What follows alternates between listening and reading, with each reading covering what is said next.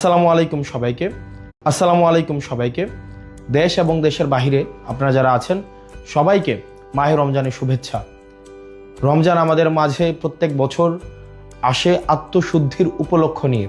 আমাদের যেই জড়া কুরিপু, পরহিংসা, পরশ্রী কাতরতা, রাগ, ক্ষোভ সব কিছুর ঊর্ধ্বে উঠে আমরা যেন আমাদের ইফতার, আমাদের সাওম, আমাদের তারাবি এই প্রত্যেকটি উপলক্ষের মধ্য দিয়ে আমরা যেন আত্মশুদ্ধির উপলক্ষ খুঁজে নিতে পারি। আল্লাহ আমাদের সেই তৌফিক দান করুক এবং সবাই যেন আমরা এই পরিশুদ্ধির মধ্য দিয়ে আমরা যেতে পারি এবং আমরা তাকওয়া অর্জন করতে পারি। এই রমজানে প্রত্যেক বছর দেখা যায় কিছু অসাধু ব্যবসায়ী সিন্ডিকেট প্রতি বছর এই রমজানের উপলক্ষে তারা দ্রব্যমূল্যকে পুঁজি করে, দ্রব্যমূল্যকে এক রকমের সিন্ডিকেট করে আমাদের সাধ্যের বাহিরে নিয়ে যায়।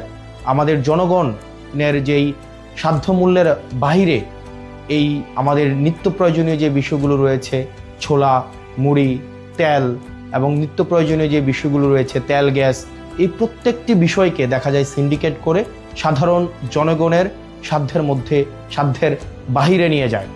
আমরা সরকারের কাছে আহ্বান থাকবে যেন এই সিন্ডিকেট, মাফিয়া, লুটেরা এবং চাঁদাবাজদের বিরুদ্ধে বিগত সময়ের মতো অন্তর্বর্তীকালীন সরকার গত বছর রোজায় যে ধরনের কঠোর ব্যবস্থা নিয়েছে এবং এই নিত্য প্রয়োজনীয় বিষয়গুলো যেভাবে মানুষের সাধ্যের মধ্যে ছিল, এই বছর যেন সাধ্যের মধ্যে থাকে সে বিষয়ে যথাযথ ব্যবস্থা নেবে। একই সাথে এই রমজানে আমাদের দেখা যায় প্রত্যেক বছর বিদ্যুতের যেই ঘাটতিটা ঘটে সেটা আমরা গত বছর দেখতে পাইনি। আমরা প্রত্যাশা থাকবে প্রত্যেকটা মুসলিম যেন এই রমজানে তার ইবাদত ভালোভাবে করতে পারে, নির্বিঘ্নে করতে পারে। এই জন্য নিরবিচ্ছিন্ন বিদ্যুৎ সরবরাহ যেন ধর্মীয় প্রতিষ্ঠানগুলো এবং বাড়িতে নিরবিচ্ছিন্ন বিদ্যুতের যেন ব্যবস্থাটি সুনিশ্চিত হয় সে বিষয়ে যথাযথ ব্যবস্থা নেবে। আপনারা দেশে এবং বিদেশে যারা আছেন এই রমজান উপলক্ষে আমাদের মধ্যে যেই ধরনের নেতিবাচক বিষয়গুলো রয়েছে সেগুলো অতিক্রম করে বাংলাদেশের জন্য, প্রত্যেকটি মানুষের জন্য আমরা যেন ইতিবাচকতার বার্তা নিয়ে আসতে পারি। আল্লাহ আমাদের সেই তৌফিক দান করুক।